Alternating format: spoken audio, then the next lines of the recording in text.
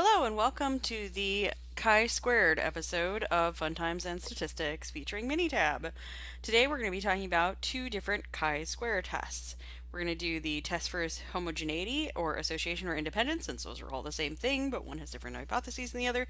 And I'm also going to be doing a goodness of fit using Minitab 17. So I have the data open that goes with this question right here. If you've not read through the question, you should take a minute to do so now. This file can be found above this video linked as a download along with the data. Anyway, so what we're going to do is we're going to look at racial discrimination when it comes to housing, also known as racial steering. So this initial question is really asking about do people get placed in a specific housing section based on their race or shown a specific one by the realtor. So that's what we're really interested in asking is there a relationship between these two or not? So if they were independent, there is no relationship between them. And if they were not independent, there would be a relationship between them. So as you're looking at this, you should be thinking, oh, am I trying to describe a relationship or no relationship? And the baseline assumption, or one of the assumptions that goes with making a chi-square test, is that the variables involved are independent of each other. Or that there is no relationship. So that's what our baseline standard is, our null, our starter piece of thing that we assume. So that's going to make our null hypothesis. Hey, I think they're independent, aka there is no relationship between race and section. And I should have capitalized race because I like to capitalize the variables to make it a little clearer that they are the variables. That's just a preference. Okay. And I'm going to write next to this, aka I think they're independent. Just in case y'all look at this later and wonder where those came from. Okay. And so my alternative is the alternative, that there is a relationship. So let's be lazy and use copy and paste.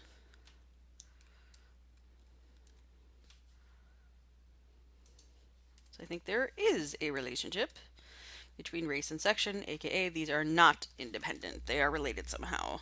They affect each other. Okay, now everything we're asking for after this, so finding the two-way table and then coming up with the expected values and doing the chi-square, coming up with degrees of freedom and finding the p-value, all can be done in the cross-tabulation chi-square menu. So that's where we're going to next. Just remember, Minitab is a calculational tool. So if you're calculating something, Minitab can probably do it for you. So we're going to go to Stat and then Tables. Ooh. Stat and then Tables, because that's where all this is found. And then we want the cross-tabulation chi. Woohoo. So it asks me, do I have raw data? And I do. And it asks, where's my rows, where's my columns? Well, mine's not quite organized that way. Yeah. Oh, come on. Quit telling me lies. So it asks me for what my rows and what my columns are going to be. So what I'm saying is you might think, oh, well, I should use summarized data in a two-way table because I've got a two-way table right here that I'm looking to fill out. It's going to make the two-way table for you if that's what you were thinking, or if you had data in a two-way table. So if I already had the numbers filled in here, like this was 40 and the 7, blah, blah, blah, you know, this would, this is what I would be inputting into Minitab. But I have raw data. So rows, in the rows section, I have section, so I want section. And my columns are made by their race, so I'm going to put race in here. And then it asks me if I need layers or frequencies, and I don't need any of that. And the last thing it asked me for is, how would I like this displayed? Do I want counts, percents, row percents, total percents, da da da da da. I don't want any of that. But I do want to take a look at see what options I have for the chi-square. So I'm going to click on the chi-square button. And then it asks me a bunch of stuff. What I really, really want is I would like the chi-square test to be performed so that I can get the test statistic, the degrees of freedom, and the p-value. And I would also like the expected cell counts. I'm going to click that box too because I want to tell me these box values that I need for step 3.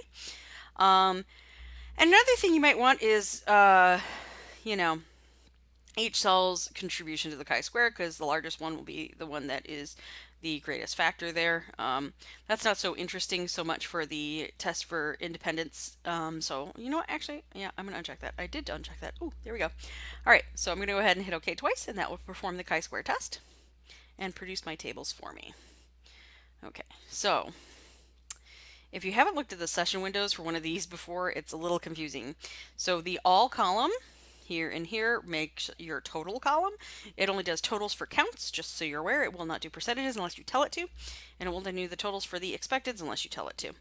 The other thing is you should read each cell as having two spots. So this is A along with black, and it has two things in there, count and then expected count. So that first number is my count for my observed value, 8. The second one is my count for the expected value, 18.82.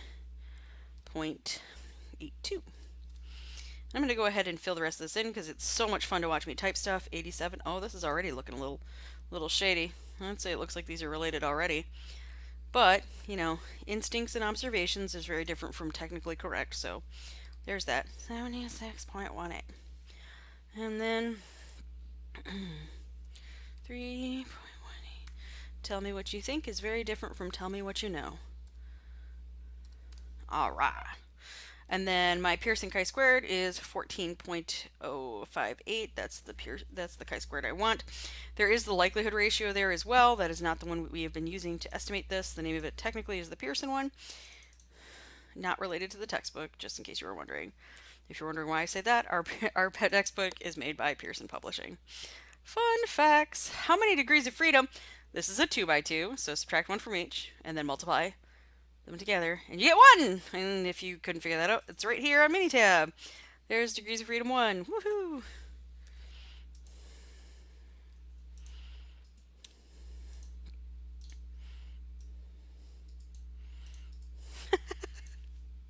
Sorry. I love it when my format painter does crazy stuff. Alright, so last but not least, it asked you for the p-value, and your p-value is 0. And you might look at this and be like, okay, 0, 0, 0, 0. Is it really that small, or is that small enough for it to matter? I mean, all this really telling me is that it looks like 0 when I look at this next spot. So it could be that Minitab has taken something that looks like 0.00002 and then rounded it down to 0.0000. Ta-da. So maybe you want a more accurate measurement of that. Here's how you could do that. So what I want to know is I want to know a p-value, a probability. And the chi-square test is always a right-tailed test. So using the fact that it's a chi-square, my degrees of freedom 1, and I know my test statistic, I can actually find all of that. So we're going to go over to graph, probability distribution plot, view probability, and then we're going to change this to a chi. I almost called it a chai. That's bad. My degrees of freedom is 1, and I want to do my shaded area. And this is a value because I know the value and want to know the probability, and it's a right-tailed test. So I'm going to be using the right-tailed probability to the right of 14.058 to see what that value actually is. Oh, and so there's our p-value. Or if you want more accurate, 0.0001773. If you're looking at this and wondering, oh my gosh, why would I ever need that accurate of a probability? Well, if you're dealing in something that could be really, really tiny, like fine engine parts, or, you know, small amounts of percentages of, what's the other thing I was thinking of? Small changes in percents of income. It's not income that I'm thinking of. It's, come on, brain. Nope, not coming to me. Oh well. If it's tiny, you might need more. There you go. All right. So I'm going to shrink that graph so I have it for later. Make this a little smaller. And so you would look at this p-value and you'd be like, ooh, well, what's going on? That's pretty tiny. Tiny means I should totally be rejecting this. So I want to carefully write my conclusions so that it shows us says exactly what the question was asking us. Wow. So I would say the evidence, oh, that's so small. Sorry, I try to make this bigger, that way you guys can actually see it on the video. And bold, because then it's easier to read. The evidence, give up. Never give up, never surrender. Suggests, what does it suggest? Well, that small p-value, so rejection of null means I think there is a relationship. Uh-oh. As in they're not independent. That there is a relationship.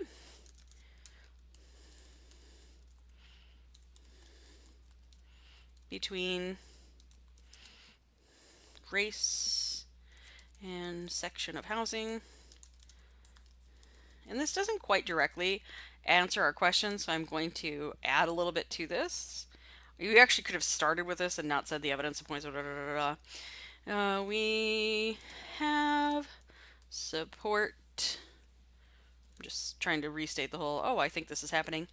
Or I have evidence that this is happening. Not that I think this is happening. I can definitely prove that this is happening. That racial steering occurred at this apartment complex with a p-value of, and I'm going to use the smaller one, the more specific one. So I'm saying a couple of things here. I'm very, very careful. I'm saying this looks like racial steering, and it's so tiny, there's like no way you can refute me. And I'm also mentioning that it's at this specific apartment complex because what you're looking at, this sample comes from only one complex. It doesn't come from national data. It's only at this one individual complex. So be careful since the sample is only for that complex and only can be applied to that complex, which means that I can't apply this anywhere else. Remember, when you're gathering samples, your samples can only describe the population that they're trying to describe and that they come from. So be careful. It only can describe where it came from, so only that complex. So I'm going to pause this really quick and type in the stuff I need for the next example. Now would be a great opportunity for you to pause it and read this example. Okay, I'm really glad we didn't have to watch me type. Alrighty. So what we want to know now is, oh, what type of test should I be doing for this type of data? Well, I'm looking at one variable, type of property, and how often it occurs compares to historical values. This is just aching to be a goodness of fit test. I'm asking, does my distribution stay the same? And it's not across multiple categories or groups like it does for the homogeneity test. I'm not looking at, what's the word I'm looking for? Oh, I'm not looking at independence or relationships between two variables. I'm asking, hey, is this the same as it used to be? So we're looking at a goodness fit, which means my null is that, hey, this is the same as historical, and then my alternative is, it looks like I've got a difference. So we're going to do some calculating, and then we're going to state a conclusion. I'm going to be a little bit more detailed in my conclusion for this one also, since we have context to the values. So let's get it. So we're going to go back to stat and tables where all of the categorical things can be found. And there is an option to do a goodness of fit test, and it reminds you, hey, this is only for one variable. Woohoo! And it wants to know your observed counts, which as we can see, I have put into the count variable. And then it asks you for my category names. Now, although this is optional, I always use it because it makes what I'm about to do much easier. And then it asks you, hey, which type of test would you like to perform? Do you want equal proportions, specified proportions, or proportions specified by historical counts? And that's the one I want. And it asks input column, or you can input constants. And when you do that option, it gives you the words and the historical values. Now it says count here, but you can actually put in proportions and it's just fine with that. So I need to find condo, and this is the one downside to Minitab, is it automatically will adjust this usually. Oh, it didn't do it this time. Most of the time it rearranges it by alphabetical. It didn't do it this time. That's weird. Okay. Anyway, so condos were first, and that was 15%. So I'm going to put in 0.15. And then townhomes, which was 30%. And then homes, which is 40. Commercial is 10. And then land is 0.5 or 5%.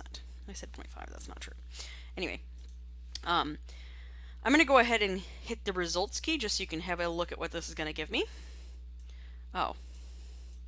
Well, that's weird. This used to be a more complicated menu. Display test results. Well, yeah. Why else am I doing the test? I don't know why you'd ever uncheck that box. Okay. Let's just hit OK. It's going to give you some graphs.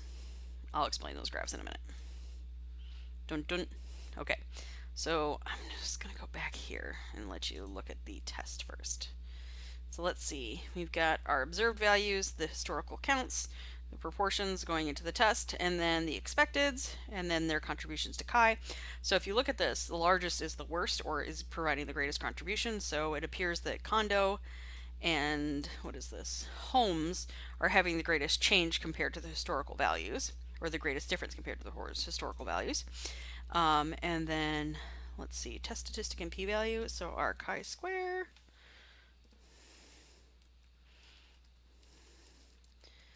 is 62, which you should immediately look at that and be like, that's huge. 3. Why am I even typing this? I should have just copied it so I didn't have to worry about typing it correctly. Anyway, p-value. Typing is a skill and I am having a hard time with it. It's super tiny. Again, if you needed more details, you could do the graph thing. Cool. Okay, so there's our results, but I want to take a look at these graphs because the graphs do tell you some interesting and useful information to proceed forth. So you look at this and you're like, oh, huge chi, tiny p, we're going to be rejecting. It appears that we've got some difference. Well, just saying there's a difference doesn't mean you know which group has changed the most. So take a look at this chart of contributed values for categories.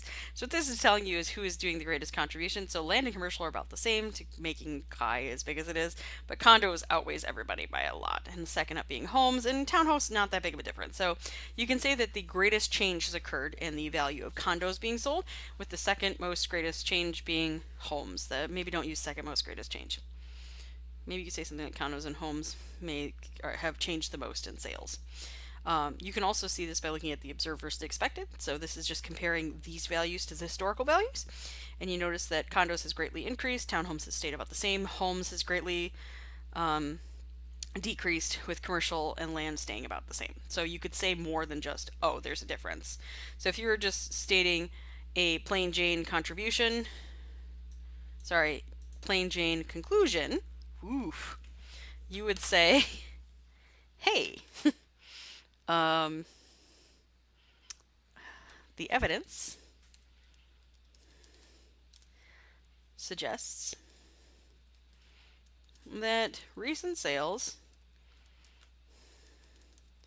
in the area have changed from the historical values.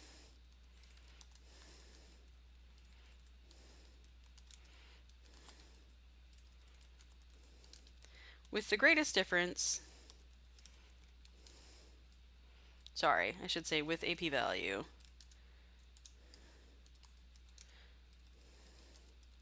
of 0.000, the sales for condos have greatly increased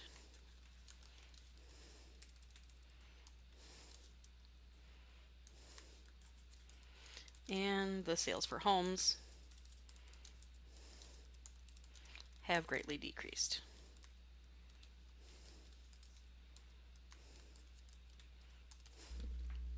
So that's what we're observing here. Kind of fun, right? All right, that's all I have for you today. Hope you enjoyed the chi-square test scenarios I'm showing you. If you're wondering why I didn't do a chi-square test for homogeneity, it's because it's the exact same test mechanically as the independence test. The only difference here is that your null and alternative hypothesis and your conclusions are different because you have different types of hypotheses. That's all for now. Remember, it's chi, not chi, not chi. I was trying to make a terrible joke. It's not T.